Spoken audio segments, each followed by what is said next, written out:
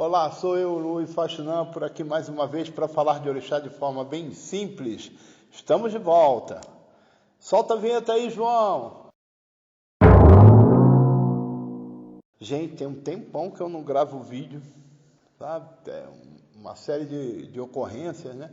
Obrigações na Roça de Santo.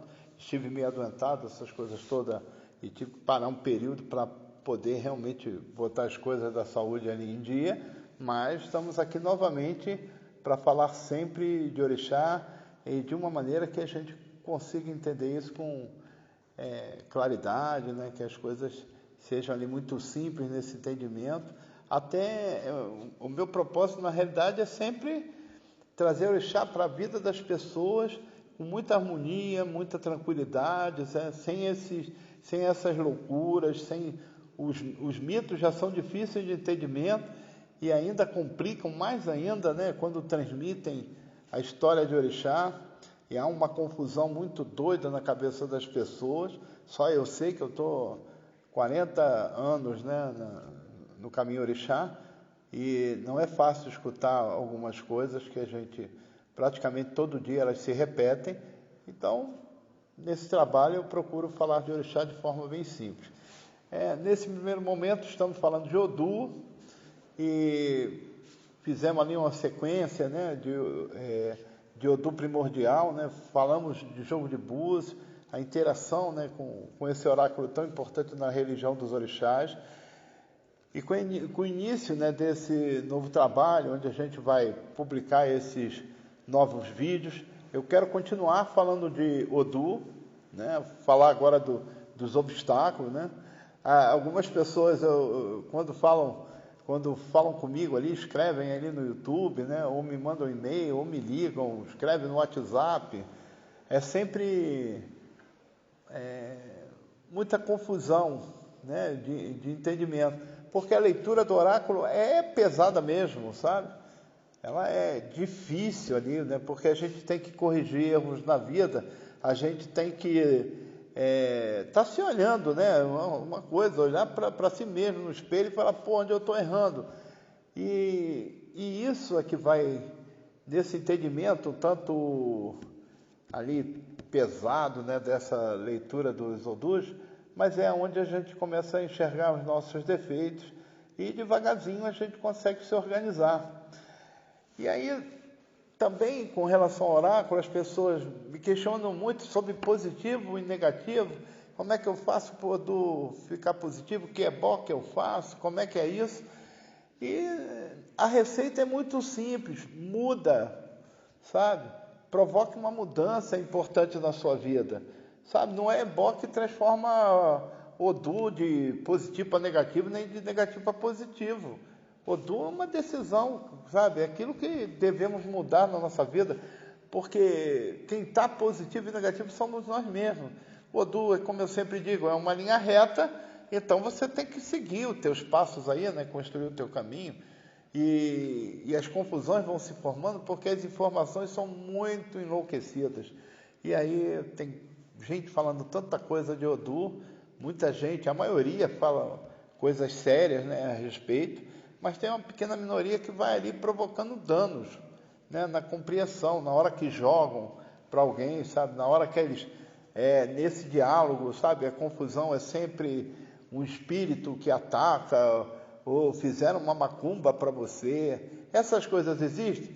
Existem, mas, pô, será que ninguém tem uma proteção natural na vida de poder ali, né, bloquear algumas coisas?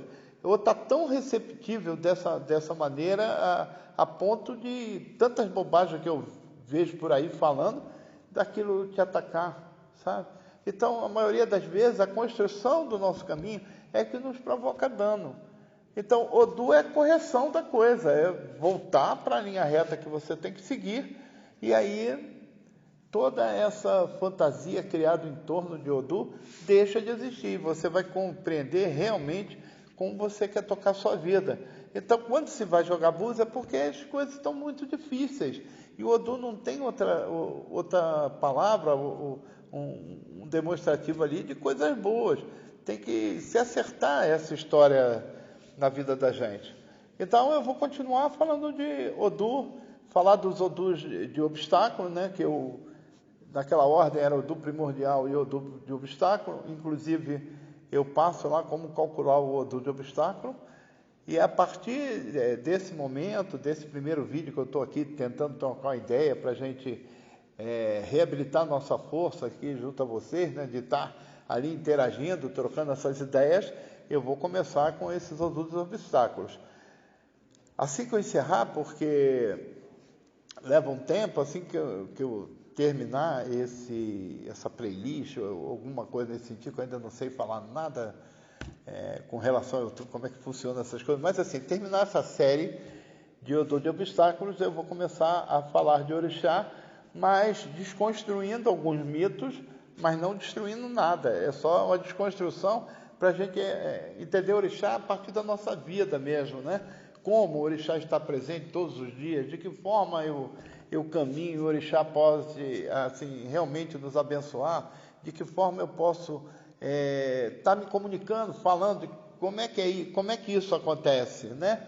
Para não ficar tão distante, né? Que fica o ser divino aqui em cima e você terráqueo e um monte de interlocutores pelo meio do caminho, sabe? Então,